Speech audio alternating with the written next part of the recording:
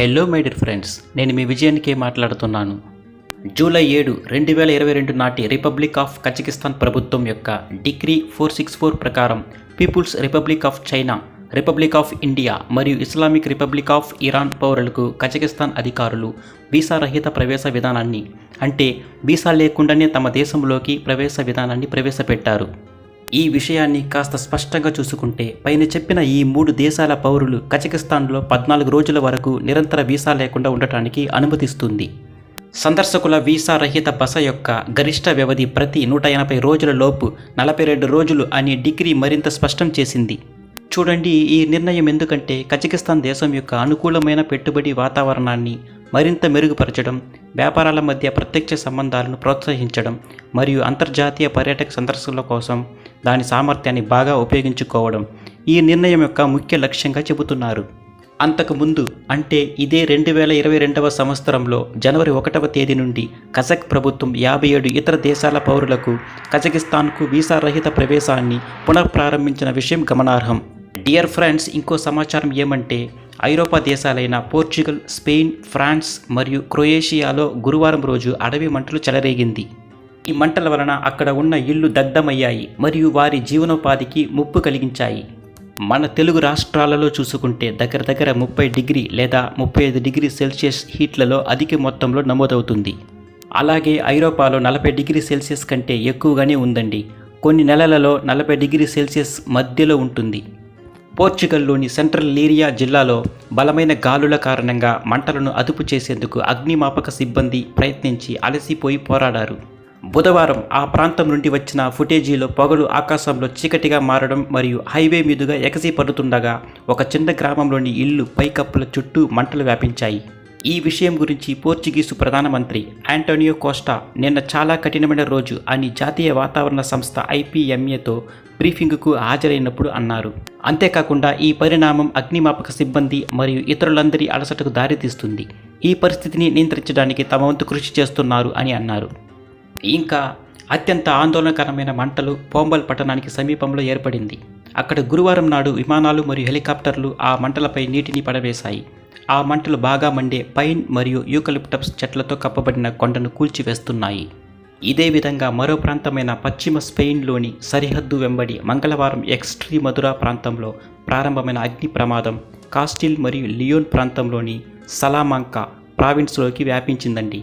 గురువారం వేసవి శిబిరం నుండి 49 మంది పిల్లలను ఖాళీ చేయవలసి వచ్చింది. ఇక్కడ 4000 హెక్టార్లు అంటే దగ్గర 9900 ఎకరాల భూమి కాలిపోయినట్లు ప్రాంతీయ అధికారులు తెలిపారు. ఎంత దారుణమో చూడండి ఫ్రెండ్స్. స్పెయిన్ యొక్క వాతావరణ ఏజెన్సీ AEMET గురువారం తరువాత హీట్ వేవ్ గరిష్ట స్థాయికి చేరుకుంటుందని అంచనా వేసింది. దక్షిణ స్పెయిన్లోని చాలా ప్రాంతాల్లో ఉష్ణోగ్రతలు 44 డిగ్రీల సెల్సియస్ అంటే 111 ఫారెన్హీట్ కంటే ఎక్కువగా ఉండే అవకాశం ఉందని తెలిపింది.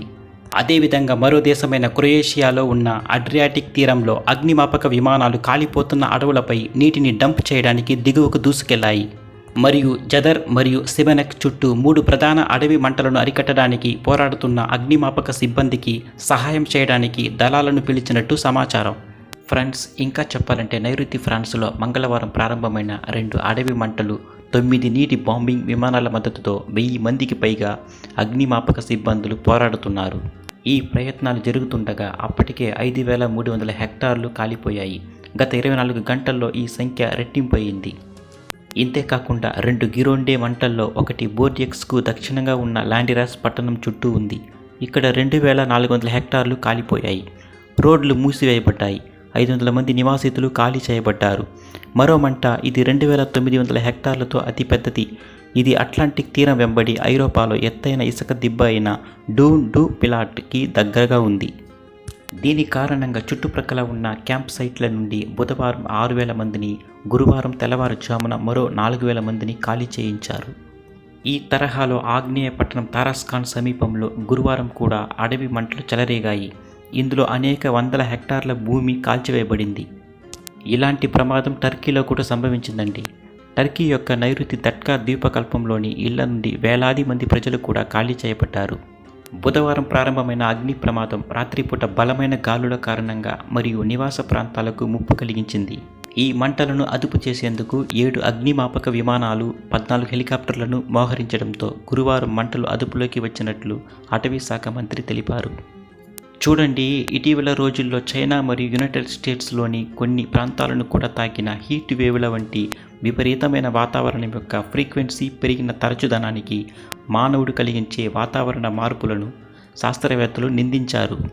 మీరు కనుక చూసుకుంటే గత వారం నేచర్ జర్నల్లో జరిపిన ఒక అధ్యయనం ప్రకారం జెట్ కారణంగా యునైటెడ్ స్టేట్స్ మరియు కెనడా వంటి ఉత్తర మధ్య అక్షాంశాల కంటే యూరప్లో హీట్ వేవ్ల సంఖ్య 3 నుండి 4 రెట్లు వేగంగా పెరిగింది.